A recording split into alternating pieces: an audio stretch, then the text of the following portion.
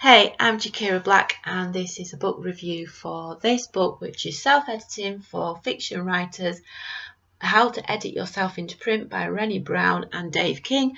I have been going chapter by chapter, doing my thoughts. I actually read the very last 4 chapters today because I just wanted to get this book read, because I've found the thoughts in it and the ideas in it very beneficial for my writing, and I've got writing to do because I've got a short story that I need to write soon, very soon. So I thought I would go ahead and I'm going to do this video on those last 4 chapters. So initially I will do the first 3 and then I will talk a little bit more about the last one. So first chapter is called Breaking Up is Easy to Do, and this is basically about, it suggests looking through your manuscript, flipping through it and looking for white space, and if there's not a lot of white space, then maybe your paragraphs are too long. And because the thing is, to be quite honest, I find long paragraphs really hard to cope with because it doesn't give you breathing room, it doesn't give you thinking room.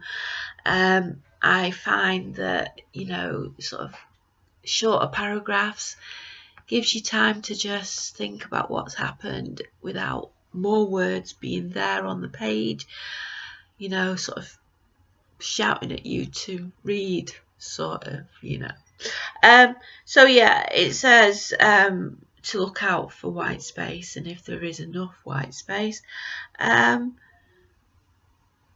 looking out for paragraphs that run longer than half a page, basically. And it also suggests that if your scene is dragging, then it says to paragraph it a little bit more, so to have more paragraphs in it, because that will not just give us readers the ability to be able to process what's happened, but also it just changes the pace.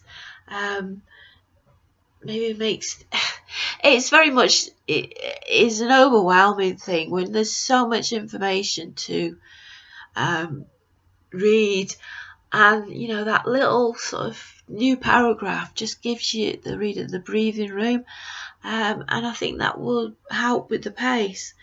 It says, do you have scenes with no longer paragraphs? The possibility is, do you want some longer paragraphs? Would it work better? I think it was saying that, what was it saying? It was saying that,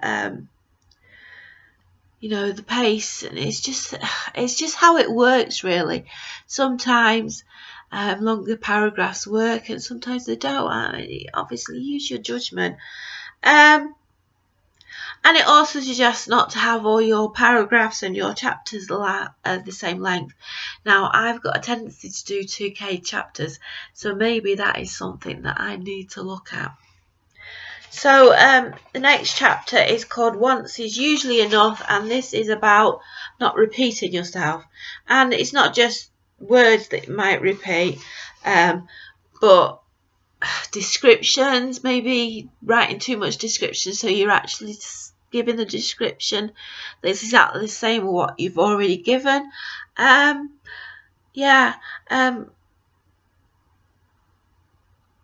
then there's are there some chapters that don't need to be there because they're actually repeating other chapters, really? They're not adding anything to the story. Are there paragraphs like that, sentences like that, words like that, characters like that? Do you need 4 characters, or could those 4 characters be made into 2 or even 1 character, which would make the story more concise and easier to manage for the writer and also for the reader? And then it just says look out for unintentional word repeat. So if you sort of like said well in the same sentence or the same on the same page twice, then look for a different word. So the next chapter is about sophistication. Sophistication. Ooh, to be sophisticated. And it says to avoid words like ing and as. So like a sentence, as she walked through the door. You know, to avoid that, just have she walked through the door. To avoid ly adverbs. To maybe make some of the shorter sentences longer. Don't use a lot of italics. Are your figures of speech necessarily needed in your story? And are you using lots of swear words? And it's all things to consider and to decide whether that is what you want in your story.